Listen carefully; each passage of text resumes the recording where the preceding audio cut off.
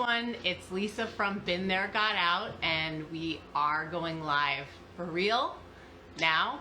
Hi, my Chris, and I'm waiting for our guest today, Chris Jackson, Coach Chris Jackson. There he is. Let me get him in here. And I thought that he would be the perfect person to come on for a number of reasons.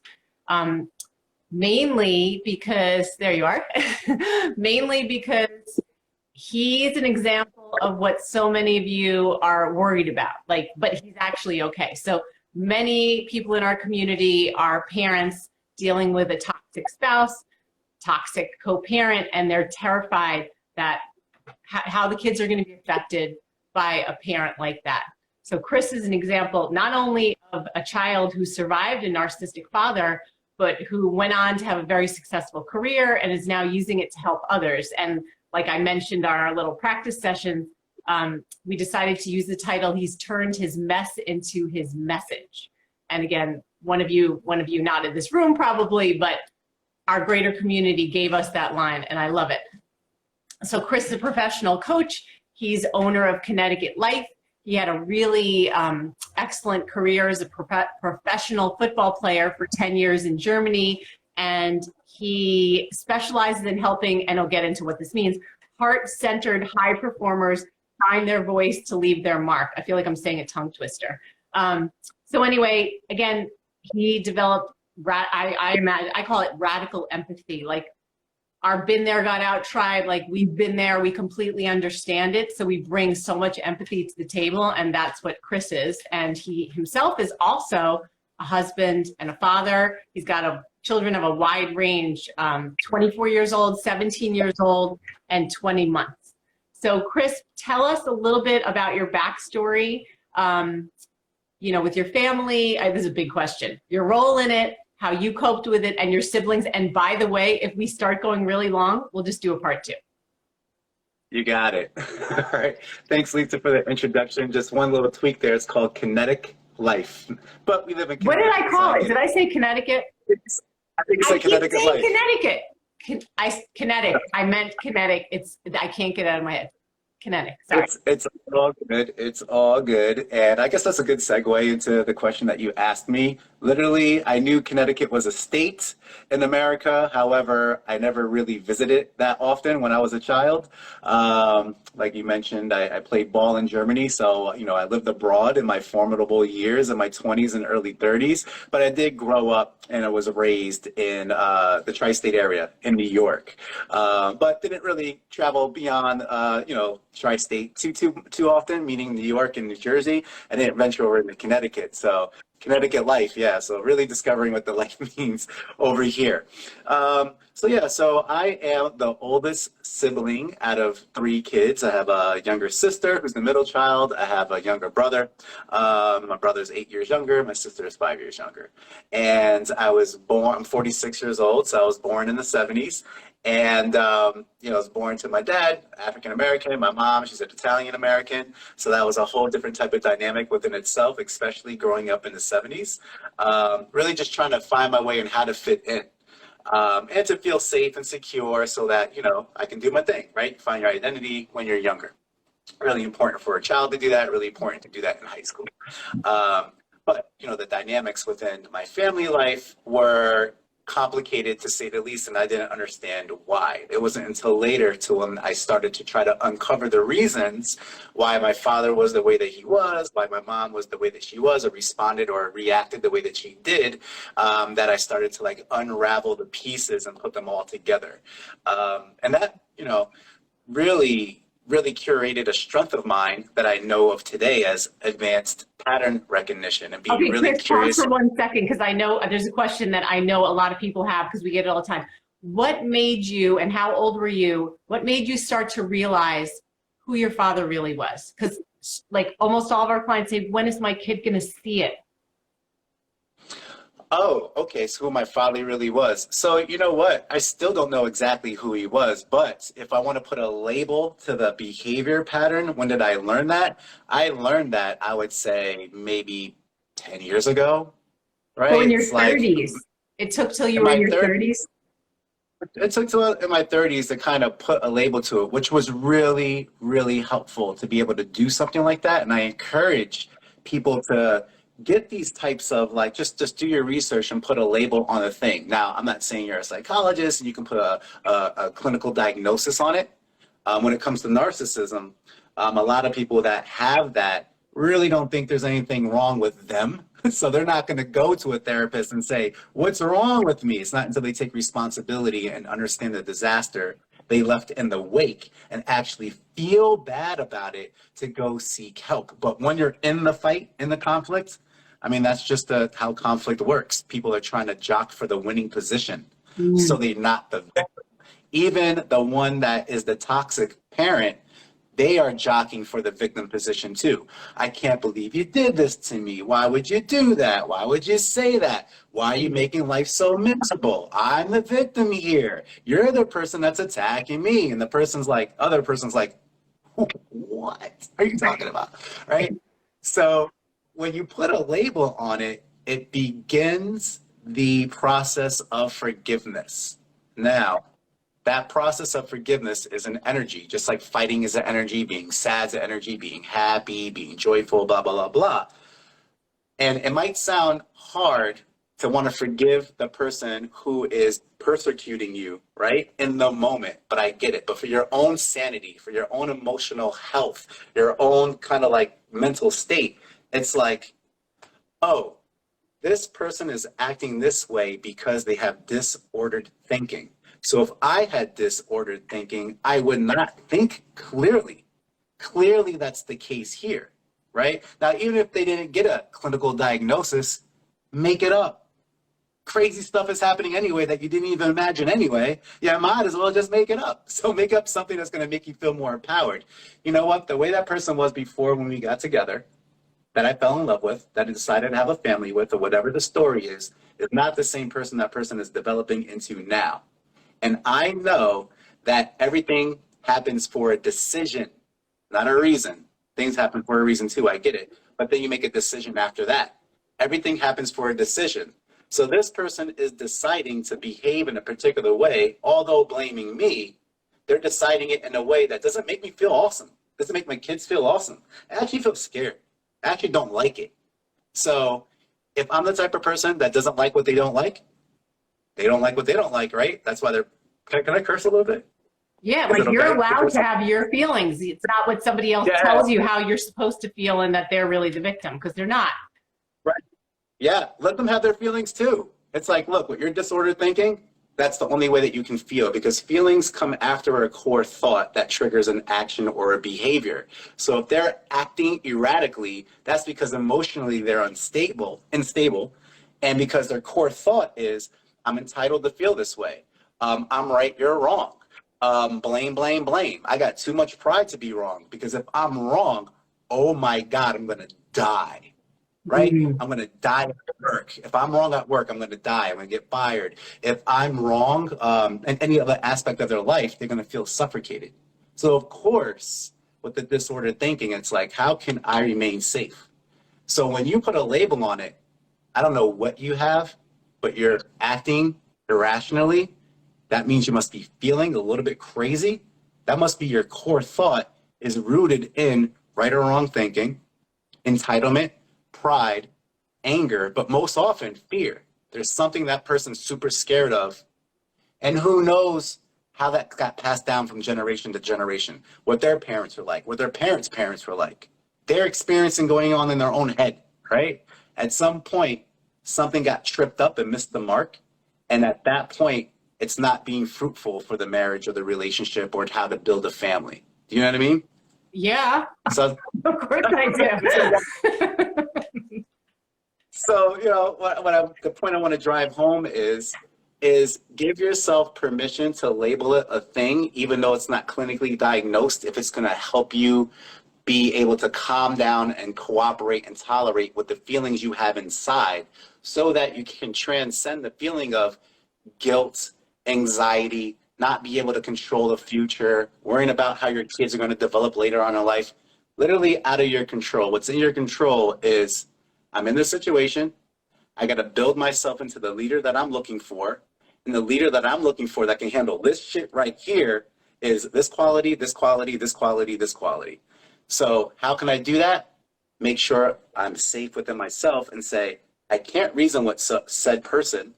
Maybe back in the day when I first fell in love with them, yes, but I don't recognize this person anymore. And I don't even recognize me anymore. So I get it. It makes total sense, right? This situation is not conducive for a loving environment and to be creative and curious and create opportunities with one another. This situation is a fight, a win-loss situation. So I get it. I can't reason with you, person, because your thinking is disordered. Damn, I feel bad for you, but not at the cost of me anymore. I love that last line you just said. I got to remember to write that down. All right. So, but back to, I want to get back to also, because I know I interrupted and distracted us with asking whatever I asked, but how, like, what prompted you in your mid 30s to start realizing it? Like, how did something happen?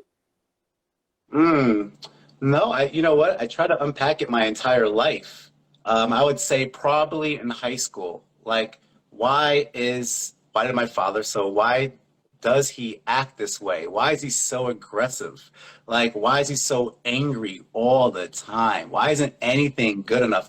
Why does he even lie about who he is out in public? Why is he a hypocrite? Why can't I leave my shoes at the front door? And he has like 10 pairs of his shoes at the front door. Right. Do you know what I mean? So I was wondering these things, but I didn't put the effort into really diving deep until I was away from the situation and got just more curious about it. Because my parents they're really technically not even divorced yet, like on paper. But they live separately. She's put a boundary around it. She's moved on with her life. He pursued her for many years after I left high school, so at 18 years old and out the house at 18. And I would hear the stories that she would tell me, oh, your father's bothering me again. He keeps coming around. He's trying to sabotage my new relationship. And my brother and sister would like lament to me and things like that too. So I was in it and in it and in it. So I was like, well, I don't even know what to do here other than try to understand why this guy is the way he is and make sure that they keep their sanity by talking them off the ledge at the same time. So, you know, that's how I can just answer that question right there. Yeah, yeah. All right. So one of the things that we also talked about the other week was anger that kids have at the parent who is also being targeted. And you said something really fascinating that I feel like has not been talked about. And I think a lot of our clients are dealing with this. I've dealt with it with my own kids where a kid is furious at you. And it's like, I don't deserve the anger. Like I'm getting enough of it. Like I'm supposed to be the good one. Like you're supposed to like love me, not, and see that other person. But you said how important it is for kids to be able to get angry. And let me tell you, we were just talking to a client like a couple of days ago. She was saying her daughter is like physically attacking her, but she feels like she's the only one dealing with it. And I know she's not. And so some of these kids are so angry. And you said that you were also angry at your mother. So I was wondering if you could talk about that and why it's important to allow kids to be angry at us. Okay. Yeah, that was a great conversation that we had before. And thank you for bringing that up again. And for the people that are watching this that are actually going through that, that's a tough place to be, because like Lisa said, it's like, I'm supposed to be the good one. Look at all the sacrificing I'm doing. You guys don't understand. I'm not just losing the future. I'm losing my husband. I'm losing my wife, the person I fell in love with. Like my world's collapsing. And the only thing that's keeping me going is you kids and my own sanity. It's like, what can I do here? Please be on my side. So that's really tough. Yeah, because that perspective is coming from the person from the inside out, but then you're looking at it as a mother or as a father as well. And the kids are just looking at it like kids. It's like, what? You're my protector, right? You're my leader. You're the person that's supposed to guide me to feel safe and secure and help me build this future and blah, blah, blah, blah. So it's all about the expectations. When I viewed I remember the day I lost respect from my mother. I hope this doesn't trigger anybody, all right? But I'm just speaking truthfully here. I remember we were downstairs. I think we lived in a townhouse or something. There was like 3 floors. So we lived downstairs and we were all watching TV. It was nice and chill and relaxing, and she was on the couch. She looked super relaxed. Now, my mom's been a nurse her entire life, and she's the one that held the family down financially. Helping profession, very common also. We have a lot of clients that are nurses. Yeah, so caregivers, you know what I mean, stuff like that. Hate conflict, all that type of stuff. So imagine that, hating conflict and being in this big conflict situation. So my father comes home and there's a gravel outside in the driveway. So we hear the gravel when he's driving. So we all knew when he came home. And I was just like in such a good mood to be with my siblings and my mom, just chilling out, just relaxing and watching, TV. And I knew that she worked hard and I was in school, and we all kind of we felt like we worked hard when we were in school. And he came home and she jumped up like something bitter in the butt and then ran upstairs. And I don't know what she did because I didn't follow her, but I heard rummaging. I can tell that she was kind of tidying up, making sure the space is all perfect so that when he comes in, we can lower the chances of him just like bugging out about whatever he bugs out about, And I remember doing that. And I was like so hurt that that moment was taken away from us. And then that she ran upstairs to appease him at that moment. This is what I'm thinking. And I was like, oh my God, you're just like a fourth sibling. Because I remember I would go run and hide and fix things up, this, that, and the third. And I'm like, you're doing what we do? I was like, what? And that unconsciously had me lose respect for her as an authority position in my life. So when I had her hating conflict, being passive and giving away her power to him, and him being so authoritative and the way that he acted, I was like, I am legit alone in this world. I was like, it's his fault. I get it, but it's also her fault. So I felt that, and I was angry at that, but not at the way that you said about that one client that's hitting her mom, or I don't even think I even told my mom that that I was angry at her for that. And that's what happened then. So when it comes to anger, if somebody's worried about their kid losing respect for them thinking that they're weak, them thinking that they're less than, or whatever it may be, it's okay to check in with the kids that are angry. So some will be like, I'm extroverted, so I'm going to wear my emotions on my sleeves. You're going to tell when I'm angry. But then your kid might be introverted. And what they might be learning is, don't make life harder for mom. Don't make life harder for dad. Let me retreat and then do what I can on my end, get great grades or whatever I get applause from them to keep it nice and chill, keep my room nice, whatever it may be, stay pretty, be respectful, whatever it is. Let me not speak out so that I can keep all the order for everybody else. That is a lot of responsibility. And that's way more unhealthy. Way more unhealthy. Right. So what I would say is, for the introverted kid, you want to check in about the issue of anger. And then for the extroverted kid that shows you it, talk about the anger and say, it's okay to be angry. I'm angry too. That's the empathy. And I wrote down a quote that I like to use with a lot of clients that deal with people who are really like in conflict and dealing with tough people and having tough conversations and wrestling with their own anger. I wrote it down so I can be super clear so I don't get tongue tied. But this comes from Aristotle. Right? It says, anyone can become angry. That is easy. But to be angry with the right person and to the right degree and at the right time and for the right purpose and in the right way, that is not within everyone's power, and that is not easy. I started writing it down, but I'll get that from you later. That That is really provocative. And that's a lot Correct. to expect from a child. Exactly. So as the leader in the home, even if you let even if you're the wife, to let your husband take the lead, or if you're the husband, let the wife take the lead, your kids are going to look at you both as leaders. To be able to lead your kids into a place to where they know it's okay to express themselves and not feel the detriment of the conflict within you and the spouse or boyfriend or girlfriend or whatever it is. Being that leader is saying, this is what emotions look like. This is what anger looks like. It is a powerful emotion, but it's not sustainable. It's for a quick energy jolt, But to hold on for it for weeks and months and years, it will break your body down. And that's not what I want for you as your mother, as your father. I feel it's my duty to love you enough, to allow you enough to respond in a way that you think is appropriate at this time. And I want you to trust me. If it gets too overtly over the top, I'm going to bring it down and I'm going to lead you, because I don't want you to be the type of person who remains angry. I don't want you to be the type of person that remains sad. But we can be sad together. We can be angry together. But I want you to know that I am doing the best that I can today. I don't even know if it's the best I can do, but you can't do best in the moment, right? You can't do better in the moment. Sorry. You can only do better in the future. So if you take this day by day and say, today, this is all I'm working with. I'm exhausted. I'm tired. I got to talk to my lawyer later. I don't even want to do that. I don't want to hear her voice. I don't want to hear his voice. I got a text the other night. Whatever it is. It's like, all I can muster up today is this, and that is the best I got for today.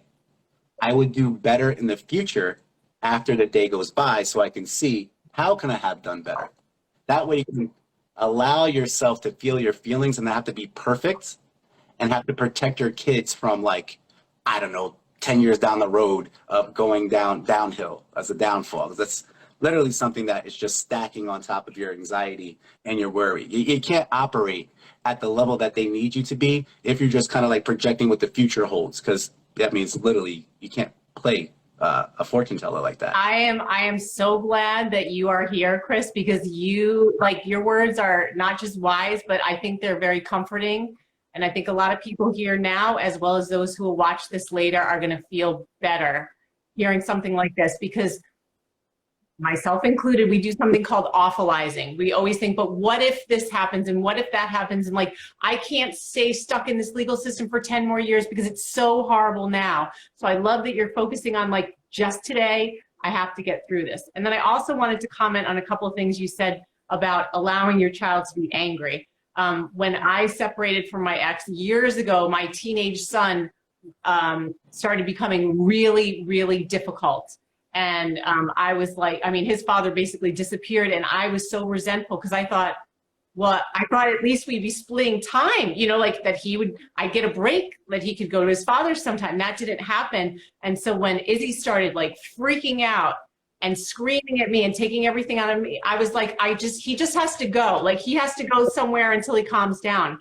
But he had a really excellent therapist at the time, who happened to be like a Hell's Angel kind of motorcycle biker. He was awesome. This guy totally got my kid. And I called him and I was like, Mark, like, I can't handle Izzy. I don't know what to do. He's so angry.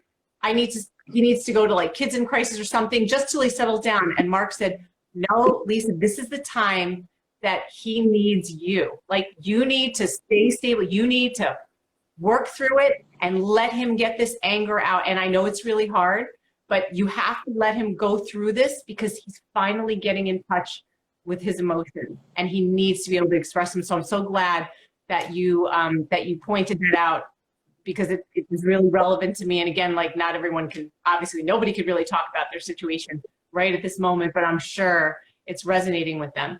And the other thing that you said was how the parent, like both parents, one parent might not be capable of being a leader, but the kids see the two of you as leaders. And that's why it is so important for you, even if you are the target, and that's who our people are in this group, unless they're the toxic people playing victim. We have some of those too.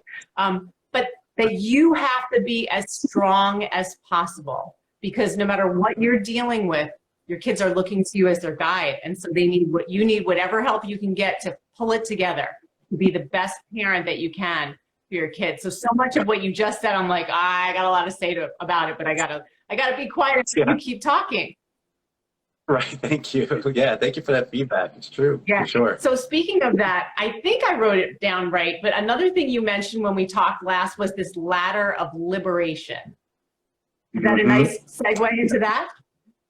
Yeah, totally. Okay. Ladder of liberation. Yeah. Okay. So, I mean, I could talk about that forever, but basically the whole premise behind it is energy, right? And the energy behind it, like I talked about before, is you can come from a place of helplessness and hopelessness. That's going to make you feel really apathetic, lethargic, and kind of like a woe is me. Oh my God, why is this happening to me?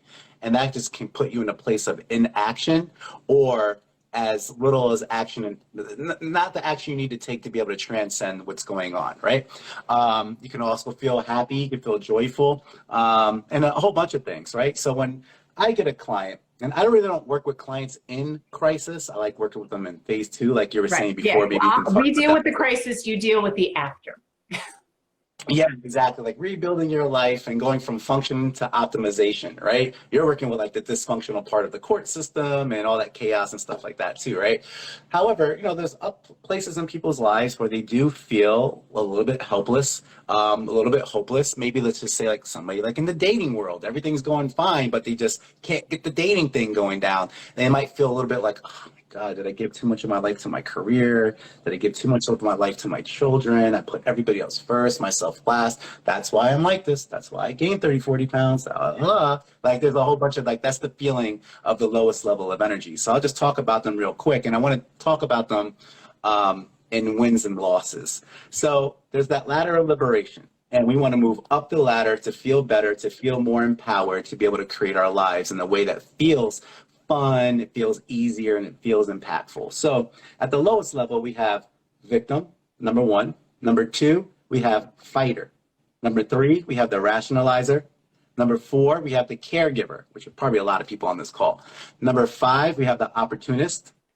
Level 6, we have the visionary. Level 7, we have the creator.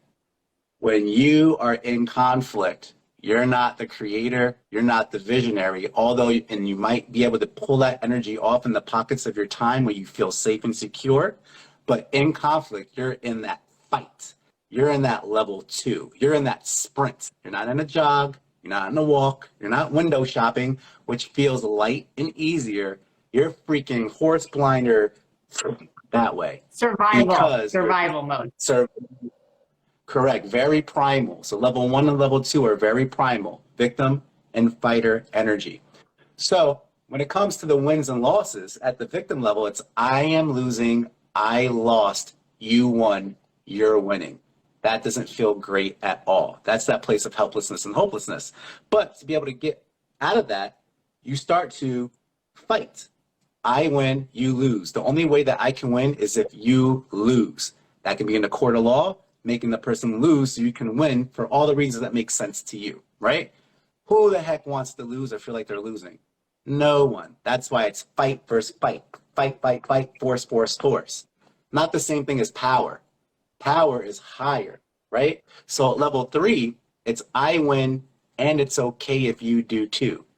This is the first place that you get oxygen in what's happening to you. So this is like the ladder of liberation to feel okay, to make more logical steps that are going to be more growth focused. So if you're transcending the victim mentality, oh my God, this is happening to me, there's nothing I can do about it, or fighter, F that, I'm doing something about it, right?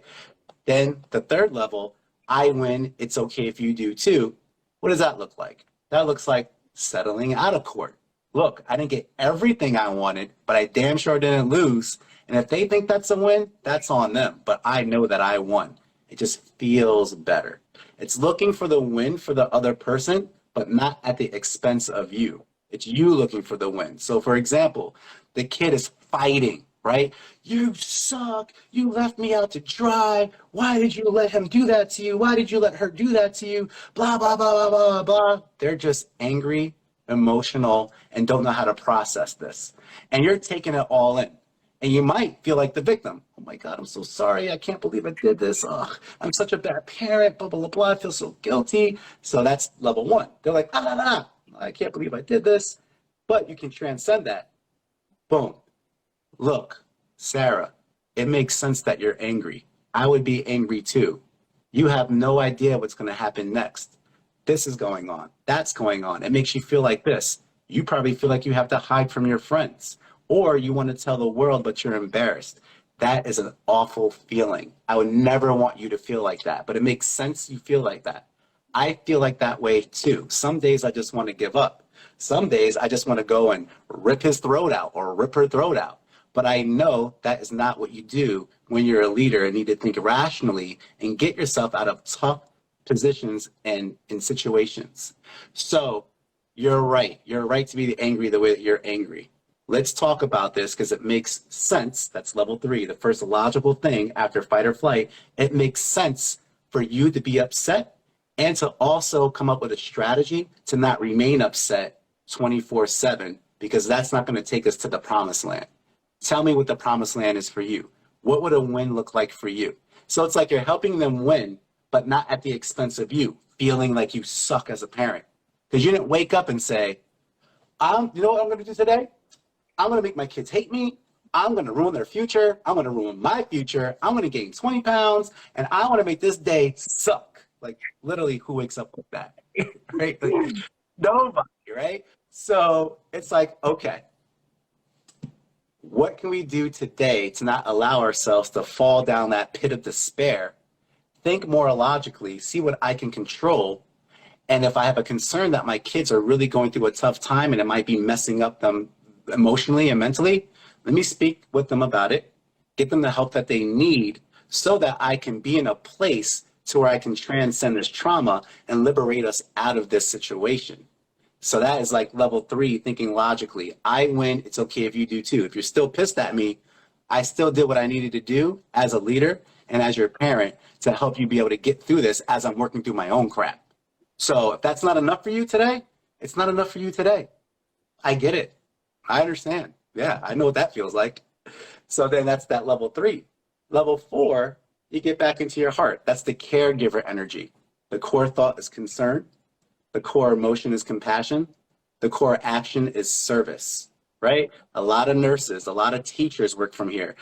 First responders, people in the military, a lot of them. Just people in nonprofit, coaches, consultants, whatever it may be. People who come from a caring position,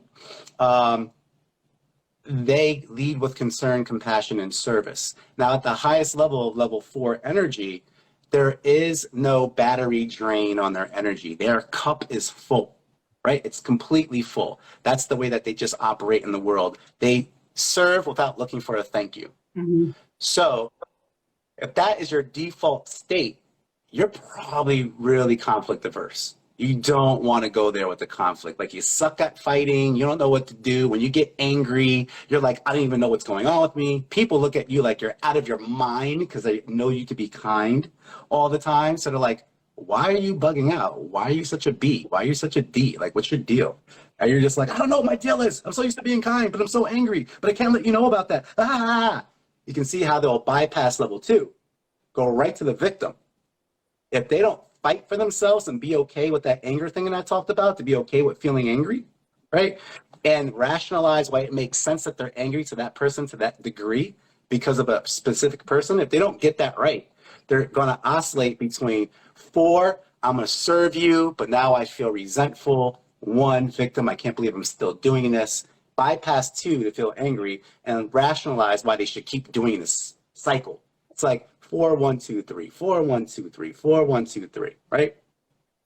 And this goes up to 5, 6, and 7. So we won't talk about that because it's a little bit more high level. But what I find is people that like to operate from a heart of service, that have a lot of compassion. That's people here. That's who you're talking to. Right. Fighting is not their jam. They just want everything to be lovely, everything just to work in harmony.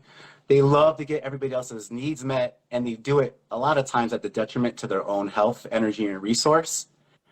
So having an amazing partner or collaborative effort is like amazing. And for someone to check in with them and see them, they love that. So I get that. Yeah, that's why it's so important to get support. And also, as you're describing this ladder, I'm thinking it's interesting, and obviously it makes sense. It's not like someone can stay at a 4. Like, people cycle on days and times and whatever just happened. Yeah, totally. Yeah, definitely. And let me go back to that wins and losses. I'll do it up to the 7 without explaining it too much. I'm just going to talk in wins and losses right now. Okay. So level 1, victim. I lose, you win. The only way that you're losing is because somebody else won. Level 2, I win, you lose. The only way I can feel a win is if you lose. Makes sense in sports, friendly competition. It's fine, right? Level 3, I win. It's okay if you do too, right? I'm looking for the win for you, but not at the expense of me anymore. Okay. Level 4, you win. I'm good. That means your cup is full, right? Your battery is super duper charged.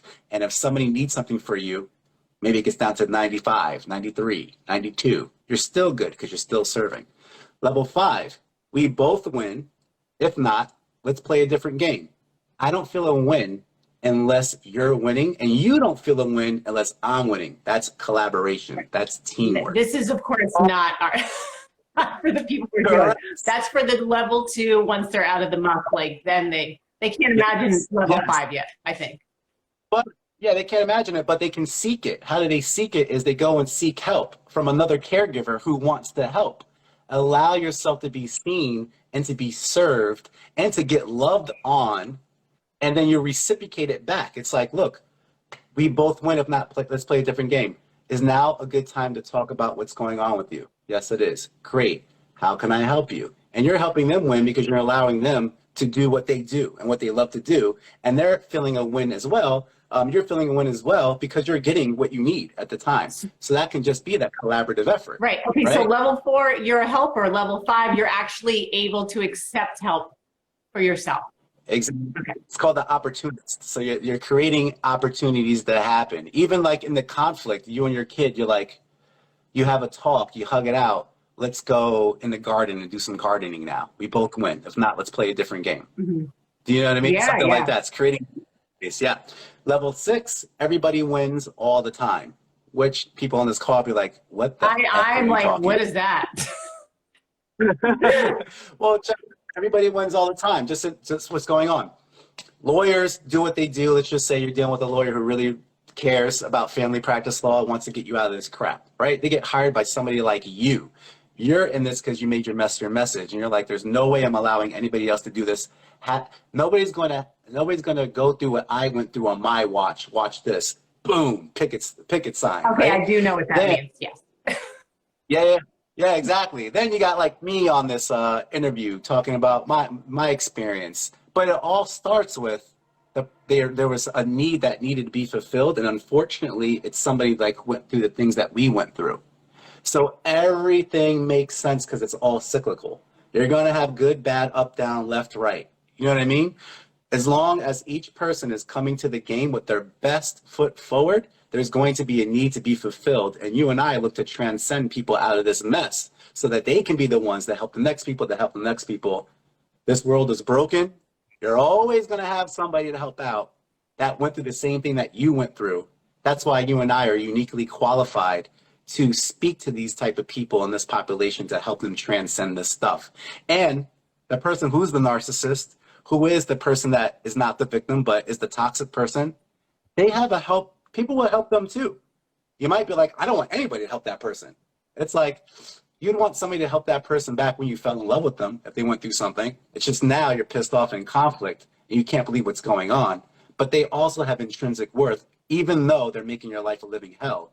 And there are therapists that are out there that will help those people because they're called to do that. If we're talking about radical empathy, it's hard for me to wrap my head around it. But sometimes there are people who can harness that in and serve the narcissist, the father or the mother or the person. They can just do it. If the person seeks help, which is rare.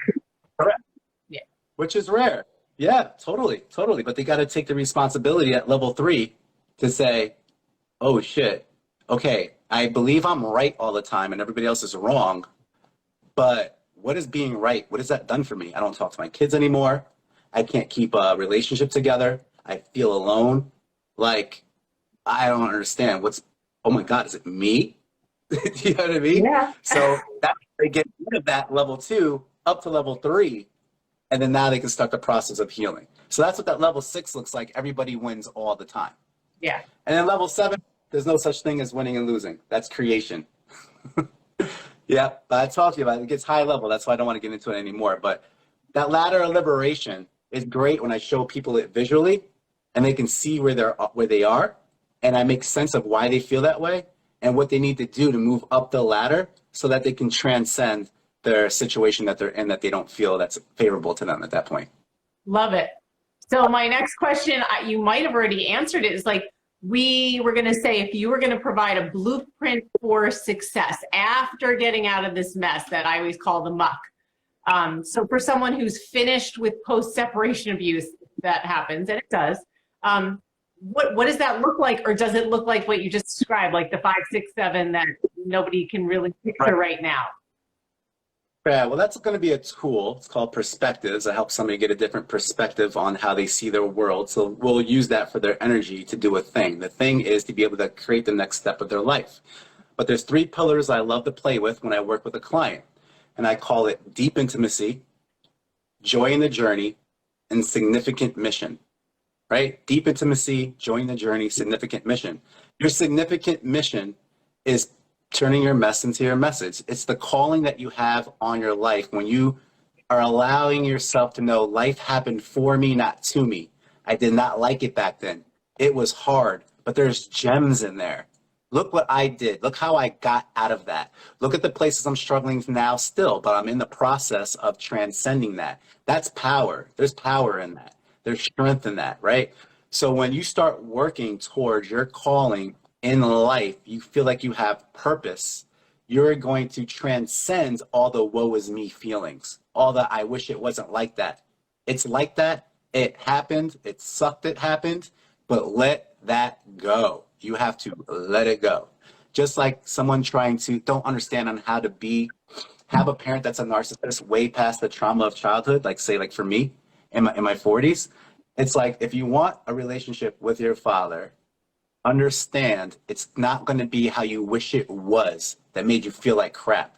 It can't be that way because they have disordered thinking. Stop thinking your father can win a race when he has one leg. Maybe he has to go into a wheelchair race. You know what I mean? It's like something like that. It's like rationalize it. So, the significant mission, cultivate your vision, come up with a strategy and focus on your goals within a time frame. Deep intimacy, really get to knowing who you are at the foundational level. Learn how to love others and love yourself again. Be a person with the overwhelming capacity to give and receive love. Now that needs to be repaired after all this crap that happens. But you got to be willing to be a person with the overflowing capacity to give and receive love and not be scared to do it because the last time you did it, you got shitted on. That's right? where I think a lot of our people are stuck if they've even gotten to the point of imagining trusting somebody. Yeah. Right. Yeah. It's a choice though, but I get it's hard. It's still a choice that can happen. It's a decision to be made. The joy in the journey, the joy literally just comes from how you want your well-being to be. Do you want to feel and look a certain way? Is there certain hobbies that you love to do? Give yourself permission to play, right? Just play out there. Whatever it is that you want to do that's bringing you more joy, that will be rooted into that deep intimacy and the significant mission. So those 3 pillars, I play with people, showing what their core values are, their strengths, their beliefs, and the old beliefs that don't serve them anymore, the rules that I call bullshit rules, rules. So we look at what those rules are, we toss them to the side, we make new rules and create a playbook that you can play the game with. That ladder of liberation, looking at the way you can see your world a little bit differently, learning how to have tough conversations, how to build boundaries and be okay with the boundaries. I do a lot of that type of work with people too. And again, cultivating the vision of what they want their life to look like, what they want their relationships with their kids to look like, their dating life to look like, what their careers, what they want it to look like, the way they feel in their body, what they can imagine, how they want their body to feel, and all that type of stuff. So that's why my company's called Kinetic Life. We're taking the potential that you have within you and putting it in motion to feel more alive and energized and vibrant. Love it. Okay, so with that, a lot of things that we have to deal with is recognizing what's in our control and what's not. You want to talk a little bit about that? Because we can't, we want to do all this stuff and we can't change things. We can't make things better for our kids. Like we wish we could, and I can't even count how many people, wait, let me decline this. Can you still hear me? Okay, good. Sometimes the volume goes off. So we want to fix everything because we want our kids to be okay, but we can't fix everything. So how, from your background or just with your clients, your own life, like talk about what's in your control versus what's not in your control and how to deal with it. Great, awesome. So I made a list here so I don't get tongue-tied because my mind can go in a gazillion different ways. So I'm gonna talk about what's in your control and then what's out your control, and I'll do it like a checklist. Okay, that way people can kind of follow along. So what's in your control? Your thoughts and actions.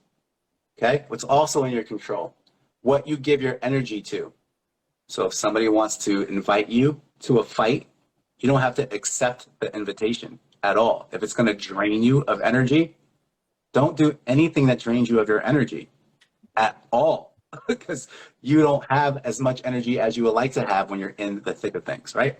Your self-talk, that's in your control, right? I'm so stupid. I can't believe I didn't see this coming. What's wrong with me?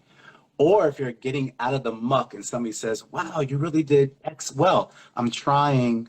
Stop with the trying, because it makes it feel like you don't have the power to do it. It's like, that's right. I am in the process of rebuilding my life. I am in the process of developing more like closeness with my kids. I am in the process of whatever it is. It's always, I am in the process of. We call it progress. We say progress. Look at all of the progress that you are making.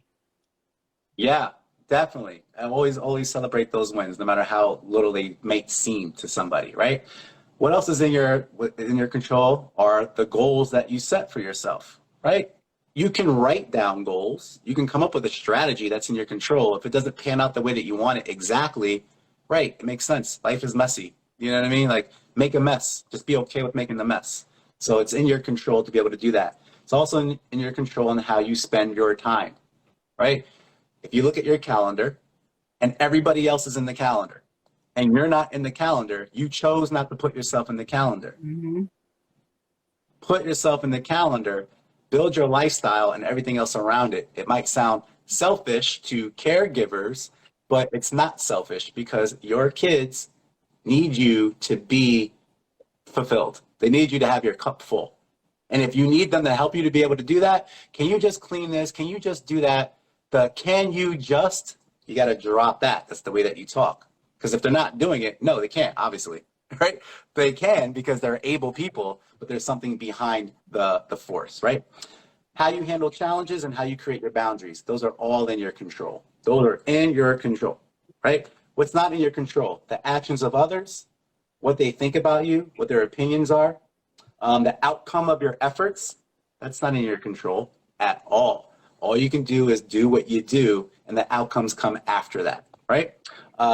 How others take care of themselves. Like, I really would like you to eat better. I would like you to speak to your therapist. I would like you to be able to do this. And they're like, no. All right, well, you know what? You decided to do that, I got it. I'm trying to help you win, but not at the expense of me anymore. Level 3, right? What others think of you, like I said before, and then what happens around you. You're not in control of what happens around you. You can't control everything around you. You can control what's going on in here. And when you're coming from a place of love, power, understanding, grace, sometimes you got to defend yourself, so you got to be angry, right? Whatever it may be, you want to control that. And the outcomes from you being the leader that you're looking for happens naturally. Do you know what I mean? Like, for example, like let's just say like weight loss. What's in your control? I'm going to do these 3 things that are going to help me lose weight down the line, right? But that's not in your control to lose weight down the line. You're just hoping it happens because you're taking the steps to be in the process or the progress of doing it. So rooting yourself in your ability and your confidence in yourself and the faith that you have in yourself, you can remember these two principles, I like to say. Faith is more powerful than proof. And then each moment describes who you are and gives you an opportunity to decide if that's who you want to be. I'm like, you got to give me like your notes later because I'm scribbling all over the place. Like, I can't even read it. Yeah, excellent. Yeah. This is so excellent. You want to talk about, I don't know if you finished your checklist yet. I did. Okay, keep going. No, I Oh, did. you I did did, you mention. did. Okay, so tell them, let me just check the time. Okay, tell them what is a heart-centered high performer. We mentioned that at the beginning, that you like to work with Yeah. heart-centered high performers. What is that? Never heard of that. So let's start with the high performer part first, right? So a high performer is someone who believes in their efforts. They're ambitious. They have a track record of success. Now, when I say that, don't think about, oh my gosh, are they making like multiple six figures? Are they millionaires? Are they professional athletes? I have worked with people like that. However, it's the belief that they have in themselves that they can accomplish whatever they set their minds to. So they're driven, ambitious, have a track record of success. Um, but they're also really fun. They're smart. They're quirky as heck.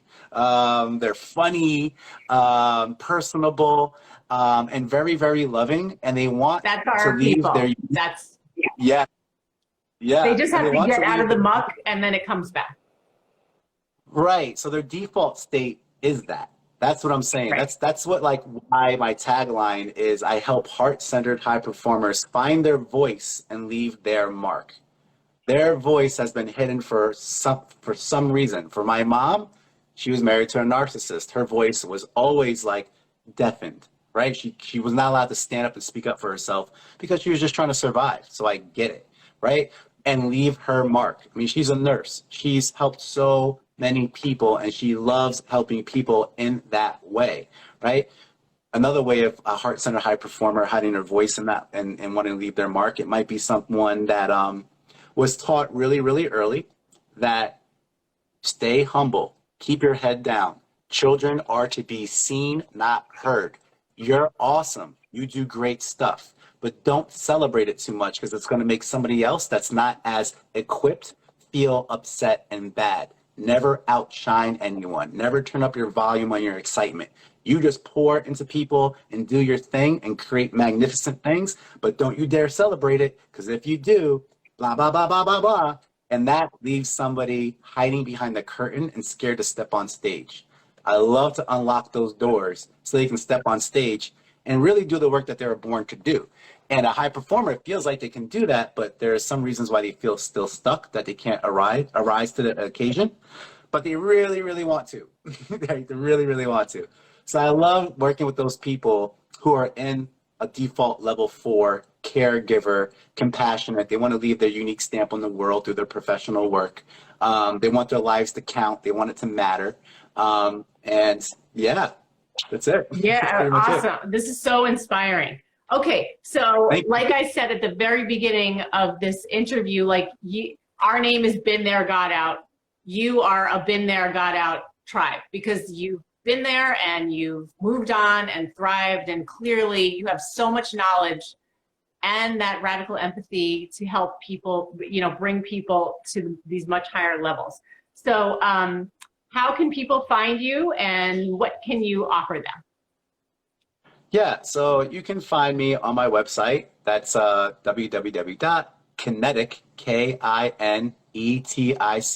lifecoaching.com. So kineticlifecoaching.com.